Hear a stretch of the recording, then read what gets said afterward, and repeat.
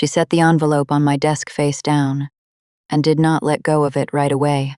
That is how you know it is bad. It was a wage garnishment order. My name was printed on the line, where they put the name of the person who owes the money. 9 years. I worked in that kitchen. 6 nights a week. I never got one paycheck. Not 1 hour on a record anywhere. Not $1 into Social Security. Not one pay stub with my name spelled right. Here is what I did not find out until I was 26 years old. I had been a legal owner of that restaurant since I was 17. My mother filed the papers at our kitchen table on a Sunday morning and told me they were for the insurance. Today, I reconstruct payrolls for a living when a company says it paid a worker and the worker says it did not. I am the one they hire to find out which one is lying. I have been paid very well to do it. And this past spring, a state office mailed a garnishment order to the front desk of the firm where I do that work for a debt on a restaurant I have not walked into in 12 years. My name is Nadine. I am 38 years old. If you have ever been the person who was told that asking to be paid was the same as asking to be loved a little less, stay with me, because I want you to see how this ended. Everything I needed to end it.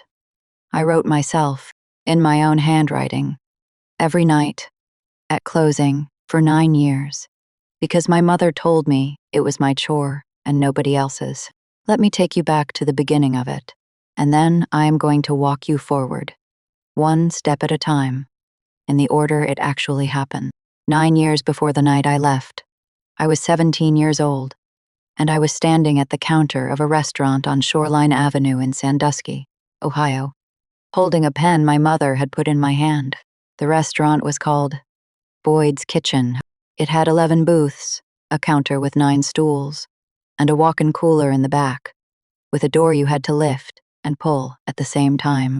My mother bought it with the money from my father's life insurance. He died when I was 15. He was 51. He was a plumber, and he was funny, and then one Thursday he was not there anymore. And 8 months later, there was a restaurant with our last name over the door. I want you to understand that, because it explains the next 9 years better than anything else I can tell you.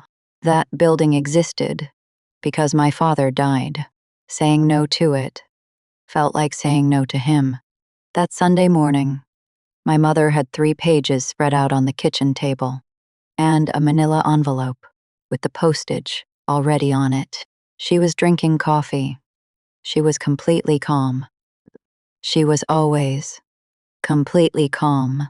That is the part people get wrong about women. Like my mother, they think there is shouting. There is almost never shouting. There is a woman in a clean kitchen sliding a page toward you and saying, "Sign here and here and here." Honey, it is for the insurance. So I signed. 3 times. I did not read one word of it. I was 17 and my father was dead, and my mother needed a signature, and I would have signed anything she put in front of me. She put the pages in the envelope and mailed them that afternoon. Those pages went to the office of the Ohio Secretary of State. They were a statement of partnership authority, which is a public filing that tells the world who is allowed to act for a business and sign for it. It came back with a filing number, stamped in the corner. I am going to call it the founding page from here on, because that is what it turned out to be. It was the first page of everything. I did not see that filing number again for 21 years. When I finally did, it was printed at the top of a state tax file with my name on it. That same week, I started working there. My mother walked me through the close on my first night. She showed me the switch by the back door and told me I was the last one out. Lights, lock, night drop. And she showed me the closing sheet. It was a pad of green paper, ruled columns. You wrote the date across the top. You counted the drawer. You wrote down the food total and the drink total and the tax. You wrote what went into the deposit bag, and you put your initials in the bottom right corner. Then you turned off the light over the back door, and you locked up, and you drove the bag to the night drop at the bank on the corner. My mother told me the closing sheet was my job, not my brother's. Mine. She said it in a way that sounded like a promotion. My brother Grant is 4 years older than me. He worked the register on weekends when he felt like it, and my mother paid him in cash out of the drawer. And I watched her do it, and neither of us ever said a word about it. 2 years later, 7 years before the night I left, I was 19, and Grant started at a state university, 2 hours away. My mother paid for it. Tuition, a meal plan, a deposit on an apartment his junior year. I know the numbers, because I was the one who wrote the checks into the ledger book at the end of the night. In the section marked owner draw, that fall, I asked her about community college. There was a program at the branch campus, 2 evenings a week, medical billing. I had priced it out. It was $840 a semester. I had the number written on an index card in my apron pocket, and I had practiced saying it in the van. She was wiping down the pie case. She did not stop wiping. She said, "We don't keep score in this house." That was the sentence my whole life. That was the sentence. Somebody would ask a fair question, and she would hand them that sentence instead of an answer, and the question would just quietly die on the floor between you. If you have ever asked for something simple and been handed a feeling instead of a number, you know exactly what I mean. 2 months after that, on a Tuesday in November, she picked me up from the diner at 4 in the afternoon and drove me to the bank on the corner. She had a form in a folder on the seat between us. She did not go inside. She parked, and she turned the engine off, and she put the folder on the hood of the car because the light was better out there. She told me the state wanted a name on the vendor account. She said I was already on the paperwork anyway, so it was easier this way. The form named the person who is personally responsible for the sales, tax the restaurant collects from its customers. That is what it does. When you buy a sandwich and pay the tax on it, that tax money is not the restaurant's money. The restaurant is holding it for the state, and the state wants one human being's name on file who will personally answer for it if that money does not get sent in. That was the form. I am going to call it the blame form because that is exactly what it is, and I want you to be able to keep it separate in your head from the founding page. The founding page said, "I was an owner." The blame form said, "I was the one who pays." I initialed it on the hood of a car in a bank parking lot. When I was 19 years old, it took me about 4 seconds. 19 years later, a hearing officer in Columbus held that form up and asked me if those were my initials. They were. That was never the question. Here is the thing my mother did that day that she was not thinking about. And it is the single reason I am not still paying for all of this. She put my name on the blame form. She did not put my name on the bank account. She never did. Not once. In 9 years, I did not notice that for another 7 years. Stay with me, because that one missing signature is the whole ending. 3 years after that, 4 years before the night I left, I was 22, and I found the gap. It was a Wednesday.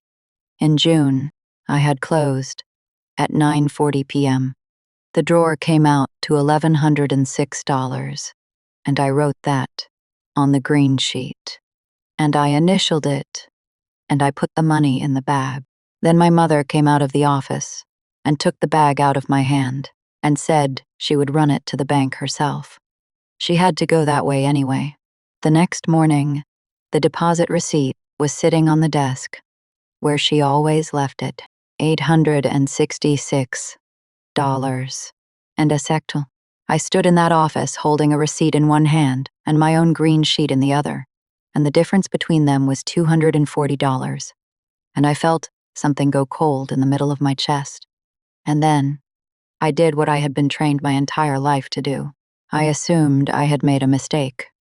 I recounted it in my head 3 times on the drive home.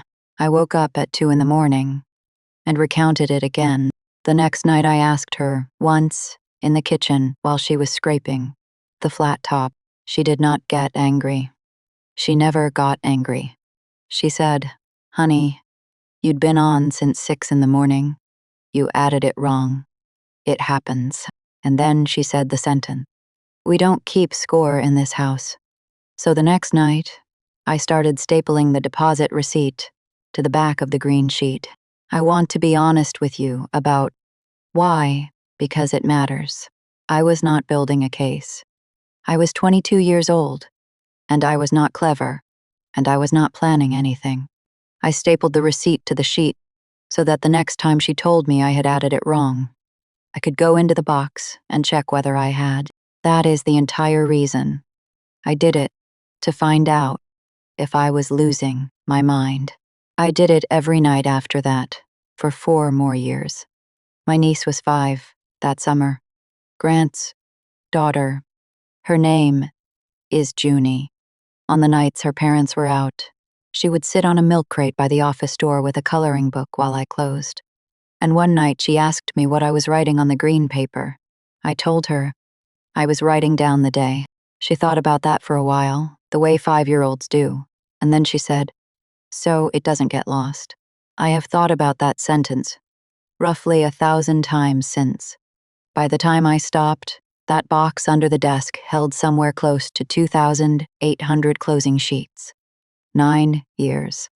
Hein. 6 nights a week. My initials in the bottom right corner of every single one, and a bank receipt stapled to the back of most of them. Nobody in that building ever looked at that box. Not once. Howj. It was my chore. It was beneath them, the same way I was. 14 months before the night I left. I was 25, and I answered the phone at the counter during the lunch rush.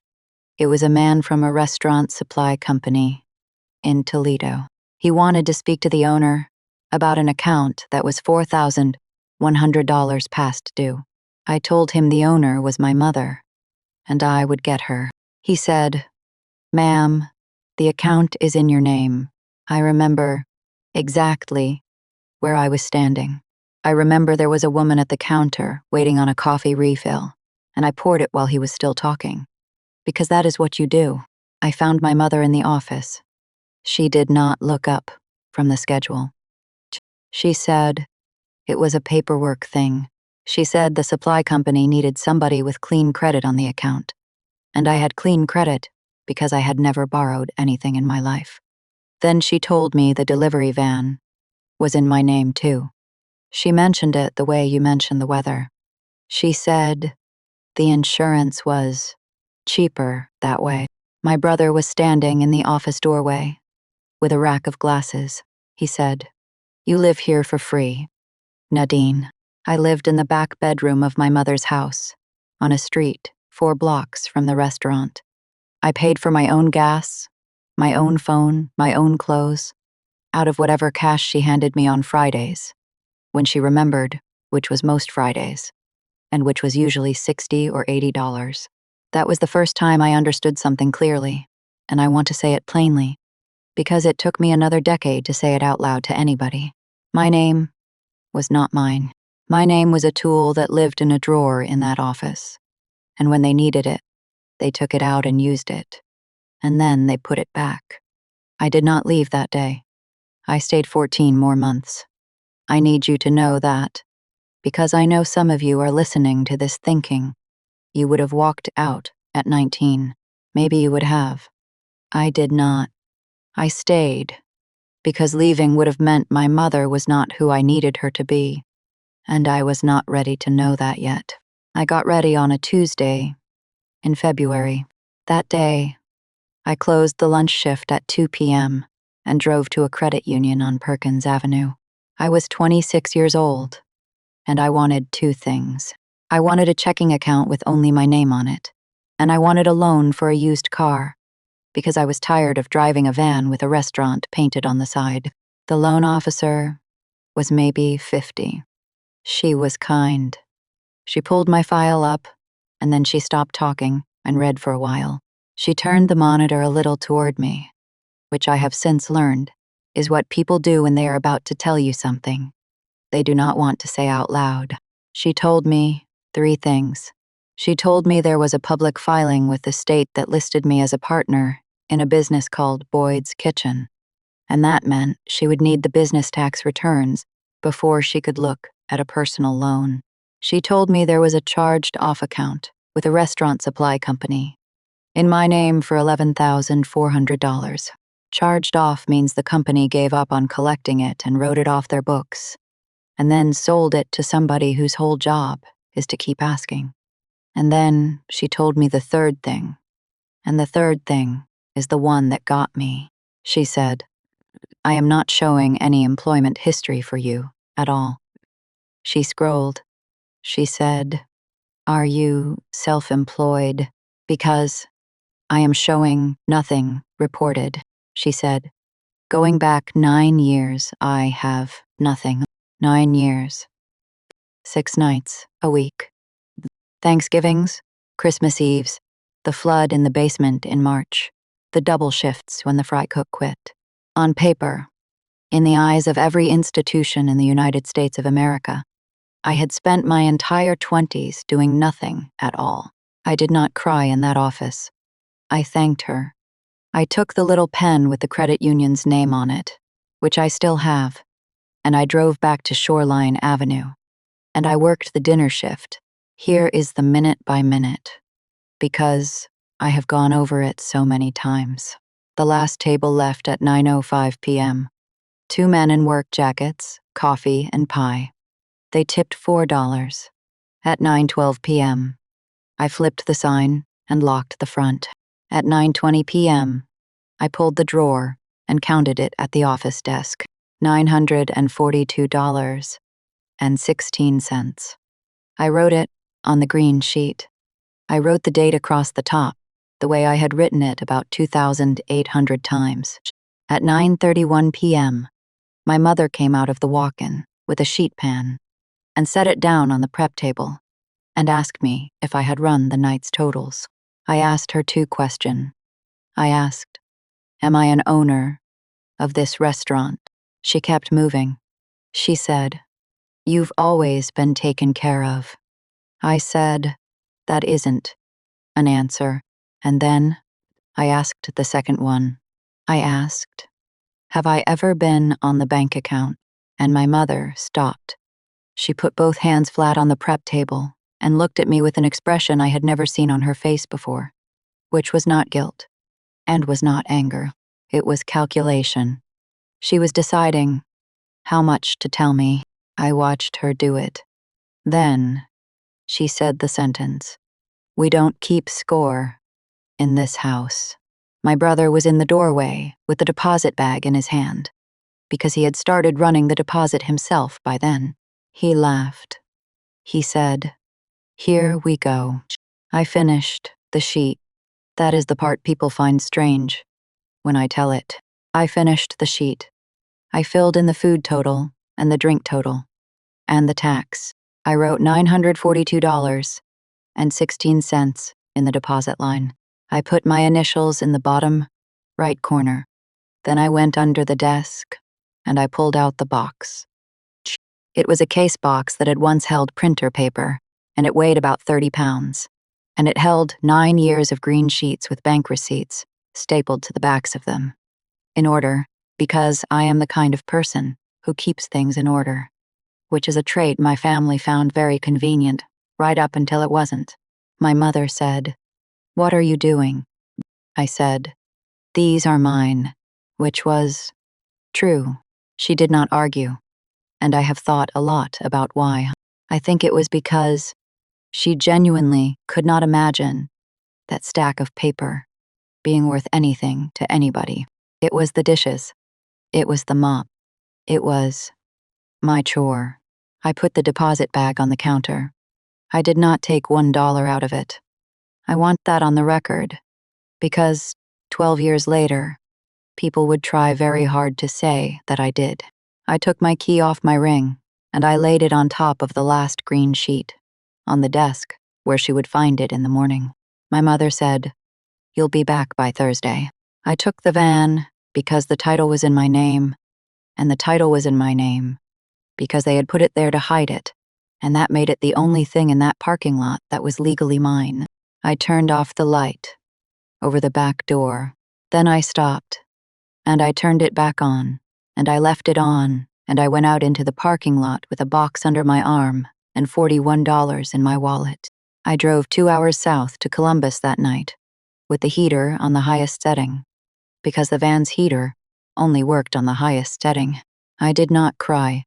That came later, once, and I will tell you when. If you were the kid who was told to be grateful for the work, comment the word grateful below. I read them.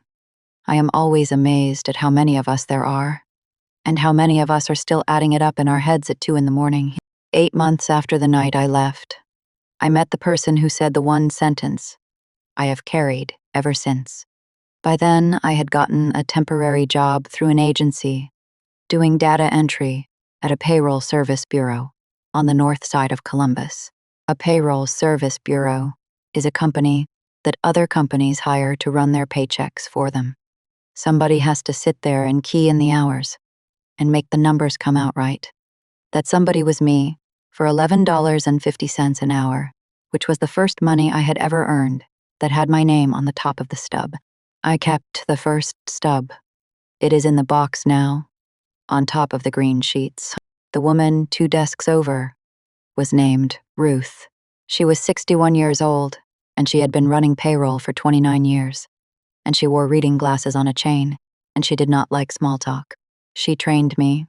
She was fast, and she was exact, and she checked my work for 6 weeks without ever once making me feel stupid about it. There was a word we used all day long in that office: distribution. It means money that goes to an owner instead of a wage that goes to a worker. Every time it came up in a file, something in my shoulders went tight. And one afternoon, Ruth watched me flinch at it for the 4th time in an hour, and she followed me into the break room. She did not ask me what was wrong. She just stood there refilling her coffee and waited, which is a skill almost nobody has. So I told her, not all of it, the short version. 9 years, no paycheck, a name on paperwork I never read, a box in the trunk of a van. Ruth did not tell me to call a lawyer. She did not tell me my mother probably loved me in her own way. She did not tell me to forgive anybody. She let it sit for a second, and then she said one thing. She said, "Honey, the people who tell you not to keep score are always the ones who are winning." Then she put the lid on her coffee and went back to her desk. I have never improved on it. Now, let me move fast, because the next stretch of my life is not the interesting part, and I am not going to make you sit through it the way I had to. I lived in a motel on Sinclair Road at $210 a week for the first 2 months, and then I got a room in a house in Clintonville with 3 other people and a landlord who did not run credit, which mattered because mine was ruined by a debt I had never spent a dollar of. I sold the van for $2,800. That paid the deposit on the room and a set of tires for a 19-year-old sedan. I bought for $900. The temp job became a real job. The data entry became payroll clerk. Payroll clerk became payroll specialist. I took 2 classes a semester at a community college on the east side for 4 years, mostly at night, mostly falling asleep in the parking lot. For 15 minutes before I went in, I ate a great deal of rice. 2 years after the night I left, the letter came. It was from the Ohio Department of Taxation. It was addressed to me at my mother's house 4 blocks from the restaurant, and somebody had forwarded it, which I have always assumed was Grant's wife. and which is the kindest thing anyone in that family ever did for me, without being asked. It said the sales tax collected by Boyd's Kitchen had not been remitted to the state. It said the responsible party on the account was personally liable for it. It named me. It said $19,200. I sat on the floor of a rented room in Clintonville and read that letter until the words came apart. I called a lawyer, whose name I got off a bus bench. He was decent about it.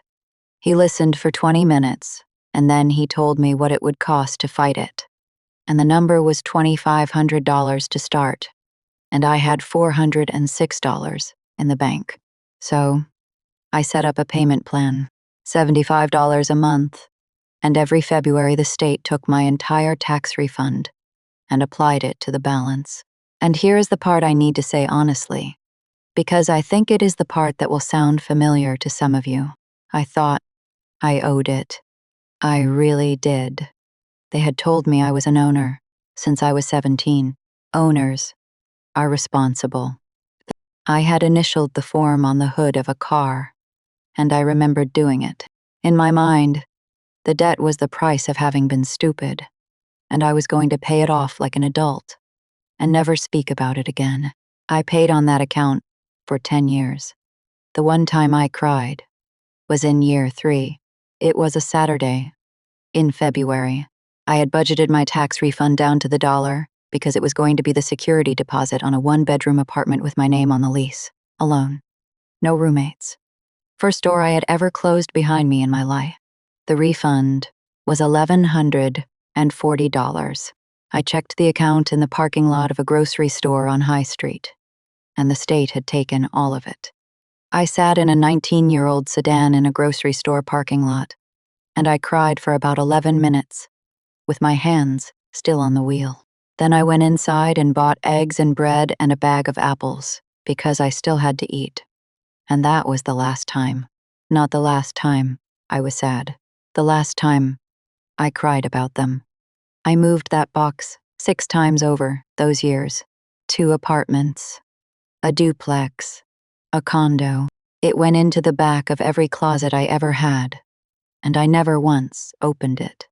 It was under my bed the whole time, like something I had been sentenced to keep. Somewhere in there, I noticed myself doing something I did not like. A coworker asked me to cover a Saturday, and I said, "Sure. Don't worry about it, I don't keep score." I heard it come out of my own mouth in my mother's voice, and I went into the stairwell and stood there for a minute. I also stopped turning off the office light. When I was the last one out at night, I would get to the switch, and my hand would go up, and then I would just leave it on and go home. I did that for years before I understood why.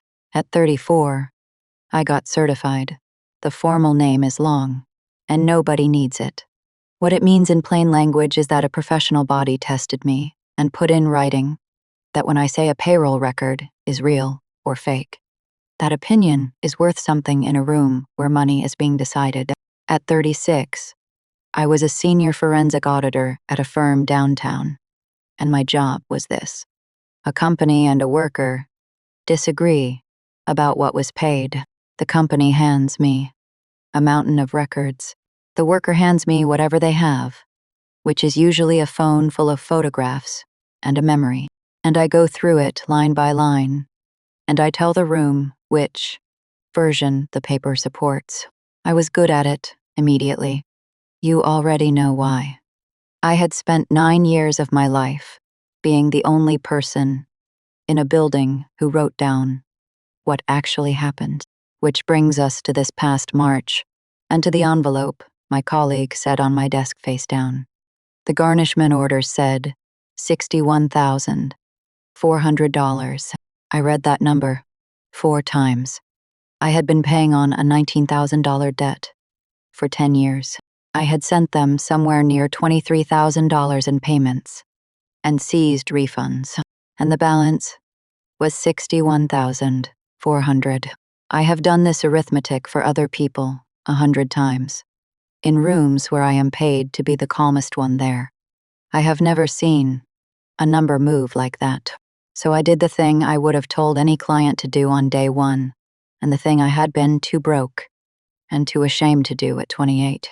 I requested my complete account file from the state. The whole thing. Every document, every filing, every note in the collection record. I was entitled to it because I was the named party. It cost me a written request and a $14 copying fee. 2 weeks later, a box arrived at my apartment. 360 pages. I read it at my kitchen table over one weekend in April, with the windows open, and I want to walk you through it the way it came to me. One page at a time, because the order is what did it. Page 1 was the founding page, the Statement of Partnership Authority, filed with the Ohio Secretary of State 21 years ago. My name on it, my signature on it, and it really was mine. I have never pretended otherwise. And under my name, in the field for the partner's date of birth, was my date of birth. I did the subtraction that everybody who ever looked at that document should have done, and never did. I was 17 years old. I was a minor. In Ohio, a 17-year-old cannot bind herself as a general partner in a business. Not because of some technicality. Nobody enforces. Because a minor's contract is voidable, which in plain words means the child gets to walk away from it. And everybody who deals with children in business is supposed to know that. My mother knew how old I was. She was there when I was born. Stay with me, because the next page is worse.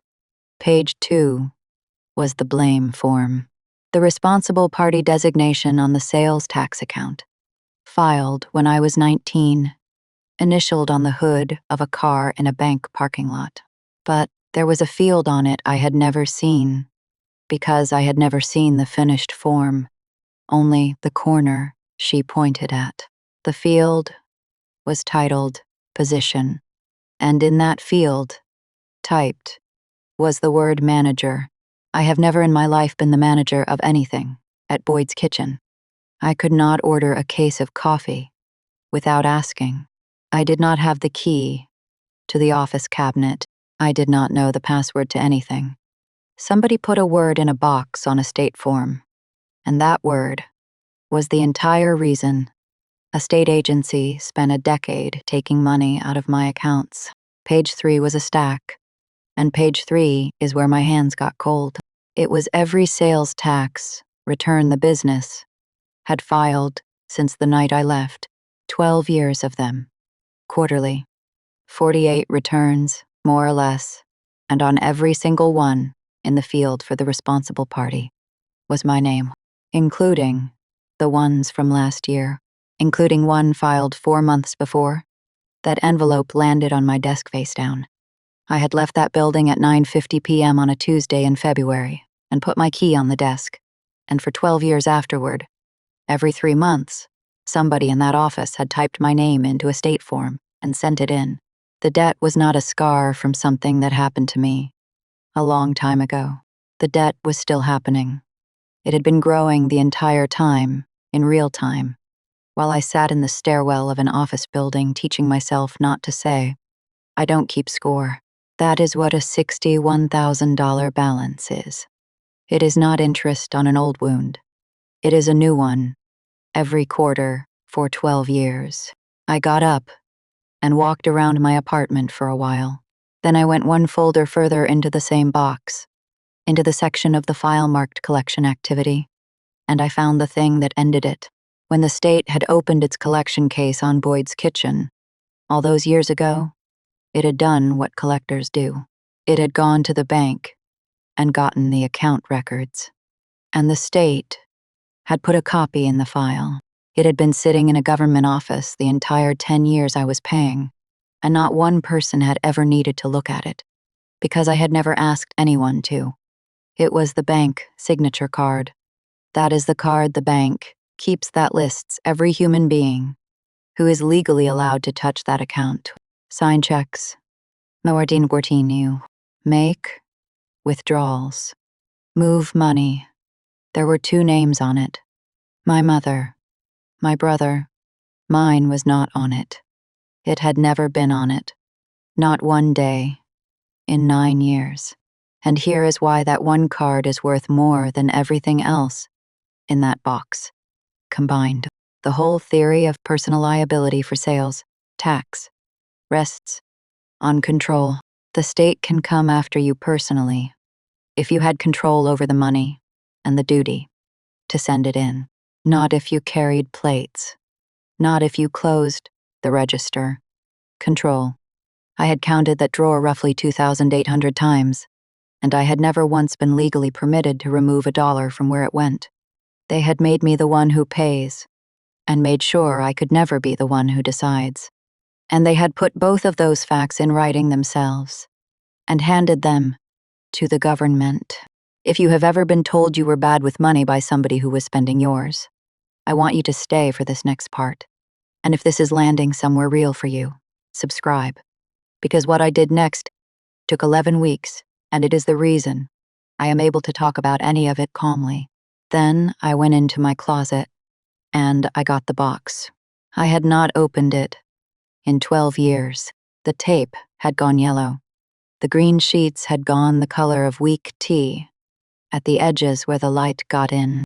And there it was, my handwriting at 17, which was round and careful.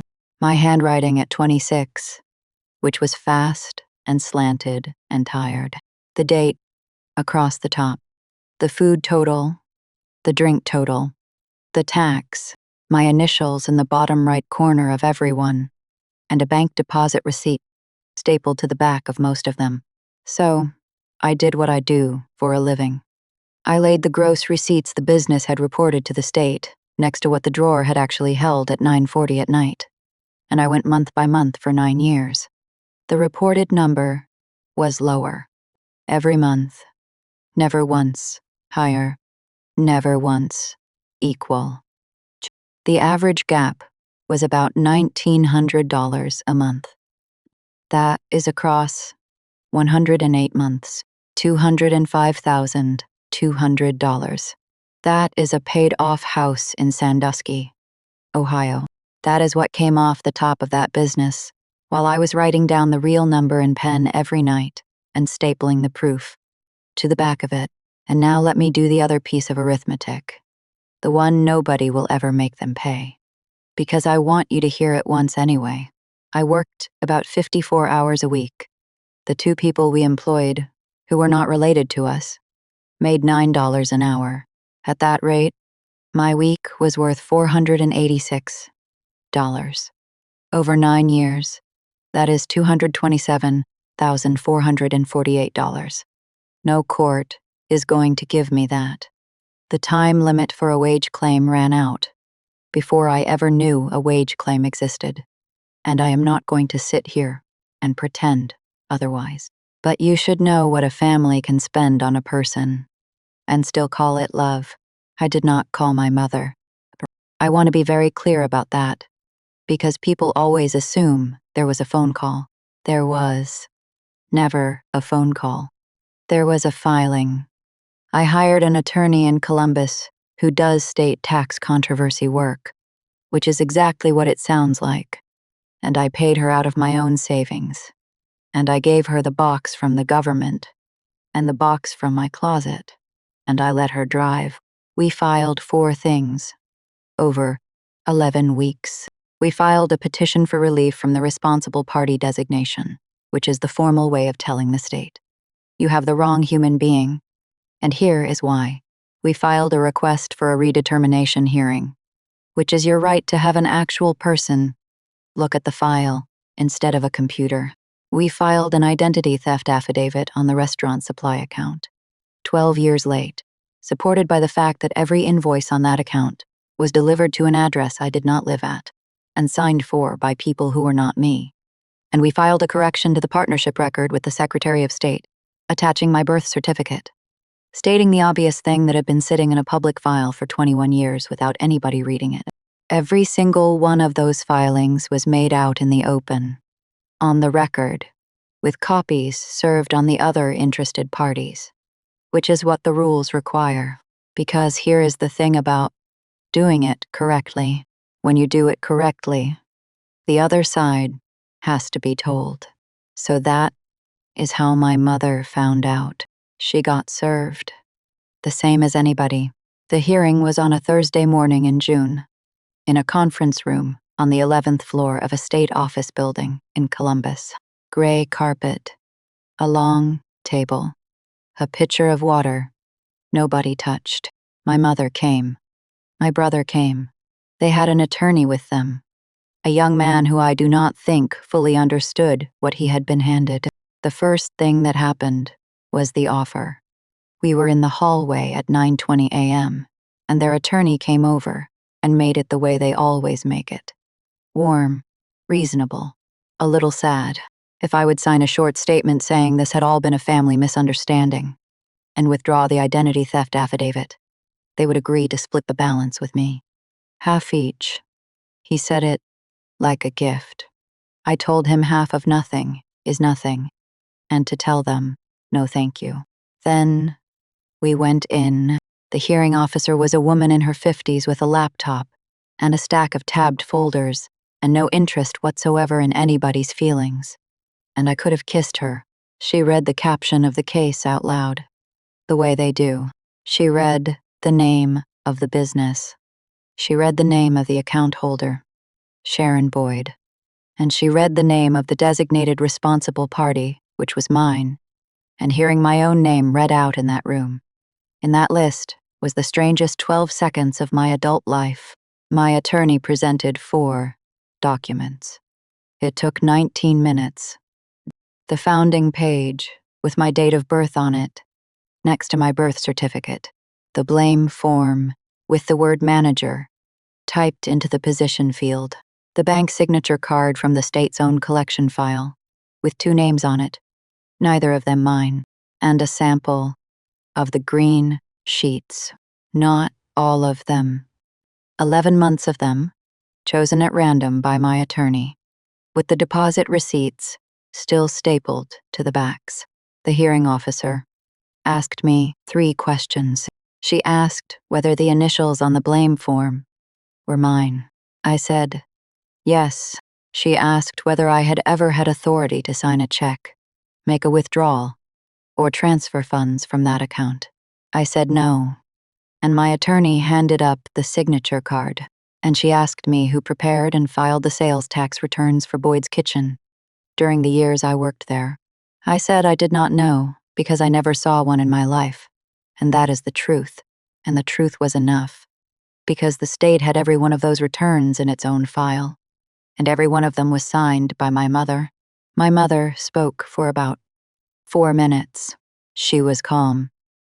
She was very good.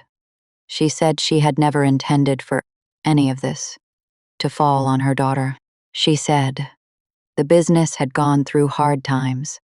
She said I had walked out on the family with no warning and had not spoken to any of them in 12 years, which was true, and which had nothing whatsoever to do with anything in front of that hearing officer. And at the end, she looked across the table at me, and she said, we never kept score in our house, and I don't know why she is doing this now. I did not answer her. I had come there to hand somebody 4 pieces of paper, and I had done it. My brother said almost nothing. At one point, he said the van was hers anyway, and the hearing officer told him that was not the matter before her. The determination came in writing 31 days later. I want to read you the part that mattered. In plain words, the state found that, at the time of the partnership filing, I was a minor. It found that I never held signature authority on the business bank account, and therefore never had control over the funds. It found that I did not prepare, sign, or file any return for the account, and it found that the responsible party designation was invalid from the beginning. My name came off the account. The lien was released. The garnishment was withdrawn, and my employer received a formal notice to that effect on the same letterhead that had shamed me at my own desk in March. And the $61,400 did not evaporate. That is not how it works. Trust fund tax does not disappear because the wrong name came off it. It gets reassigned to the people who actually controlled the money. It went to the two names on the signature card. I read the determination letter alone, in my car, in the parking garage under my office, at 6:20 in the evening with the engine off.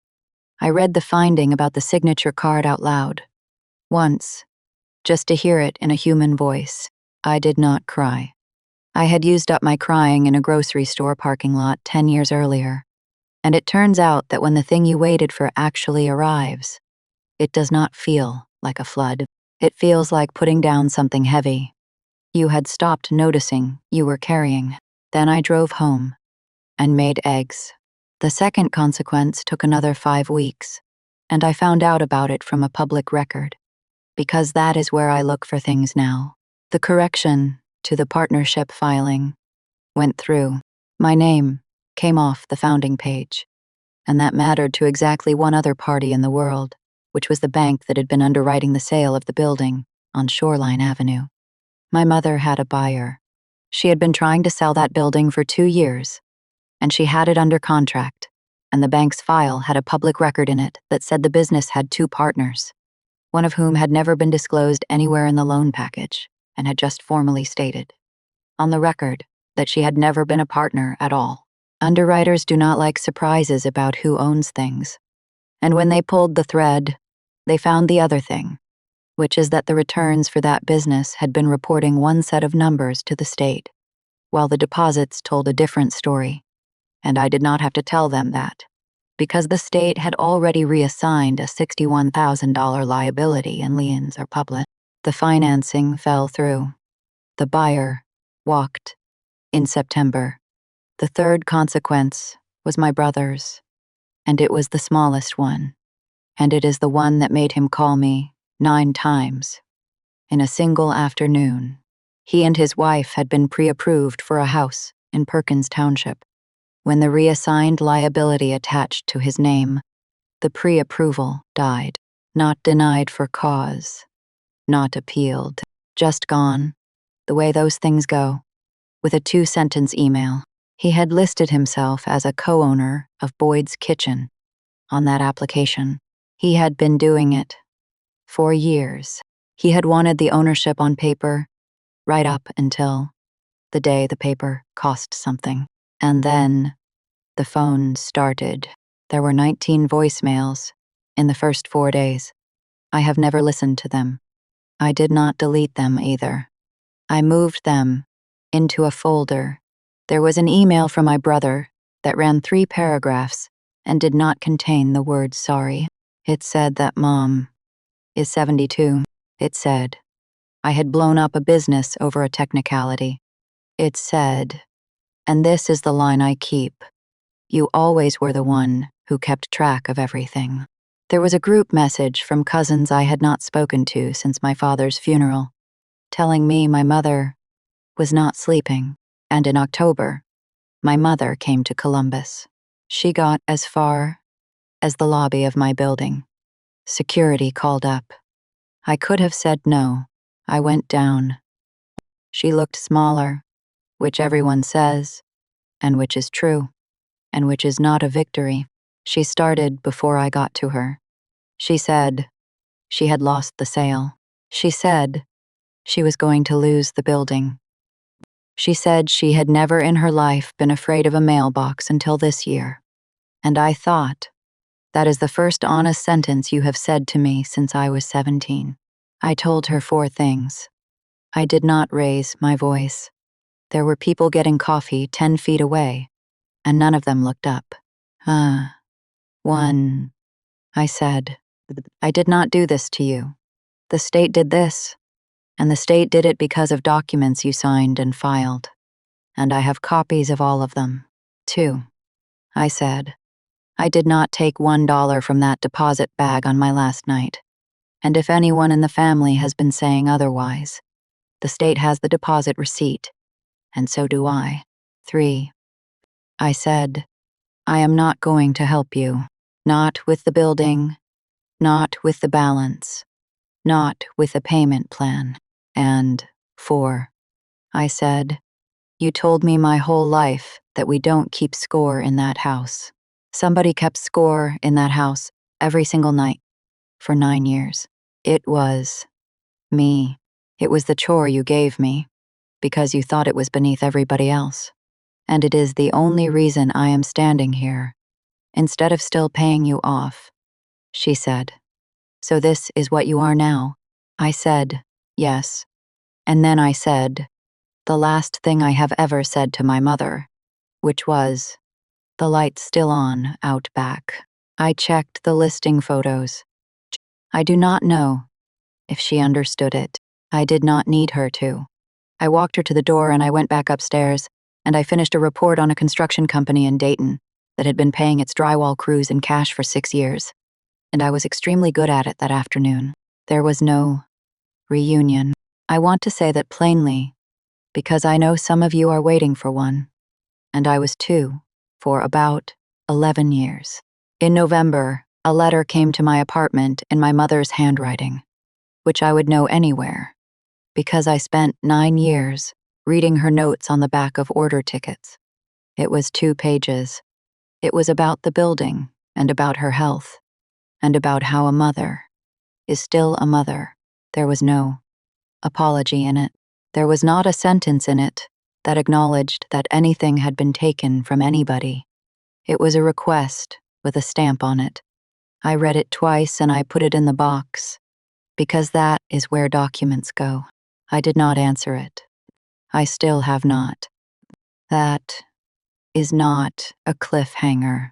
That is just the ending. What I got instead was smaller, and it is the only part of this whole thing that I would not trade.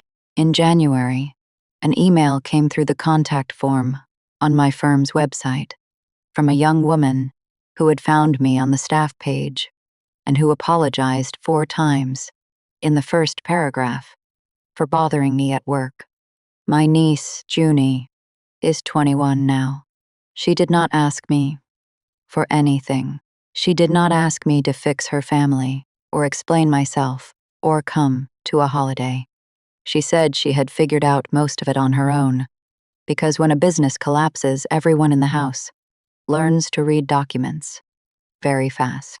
And then she said this. She said, I remember you at the desk writing on the green paper when I was little. I used to think it was homework. She said she has a job at a coffee place near the campus in Bowling Green, and that they made her the closer. She was proud of it.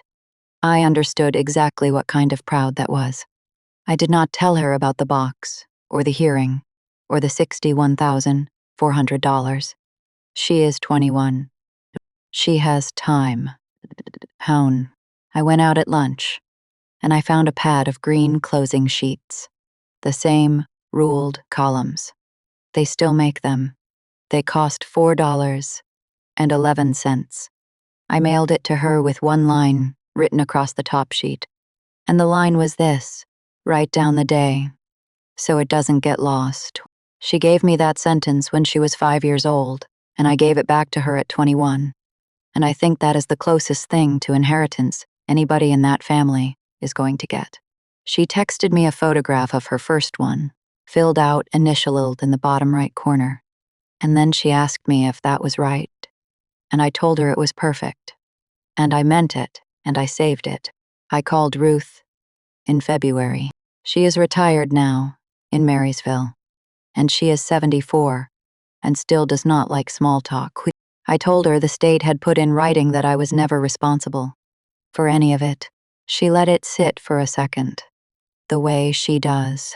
Then she said, well, there you go. That was the whole conversation. It was enough. It has always been enough with her. If you are the one in your family who writes things down, who keeps the receipts, who remembers the dates when everyone else remembers the feelings, and you have been made to feel small and cold and difficult for it, hear one thing from a woman who did it for 9 years and got nothing for it. Keep doing it. It is not pettiness. It is the only version of the truth that survives a decade. Here is what I have now, and I am aware of how unglamorous it sounds. I have my own name back, in a state database, in writing. I have a credit file that reflects a life I actually lived. I have a job where being exact is the entire point. I have a niece who texts me photographs of closing sheets. I do not have a mother, and I do not have a brother, and there is no version of this where I get both. That is the trade. I would make it again this afternoon. The box is not under the bed anymore. It is on a shelf in my office, with the lid off, and the first payroll stub I ever earned is sitting on top of the green sheets like a bookmark. For 9 years, that stack of paper meant one thing to me. It meant I was the last one out. It meant everybody else got to hang up an apron and go, and I got to stay and count and write and lock the door. It was the chore they gave me because it was the least valuable job in the building. And I did it in a building where I was the least valuable person. It is the only surviving record that Boyd's Kitchen ever existed. Honestly, it is the only proof that I was in that building at all for 9 years of my life. And it is the reason a state agency wrote my name on a piece of paper next to the words. No liability. My mother told me my whole life that we don't keep score in this house. She was right about one thing. It was never a house that kept score. It was a 17-year-old girl with a ballpoint pen and a stack of green paper who was told it was her chore, who was not clever and was not building a case and was only trying to find out whether she was losing her mind. She kept score every single night for 9 years, and nobody ever paid her $1 for it. And it turned out to be worth more than the building, so I still write down the day. Every night, at the end of it, even now, and when I am finished, I leave the light on, not because I am the last one out anymore, because somebody is coming after me, and she is going to need to see what she is doing.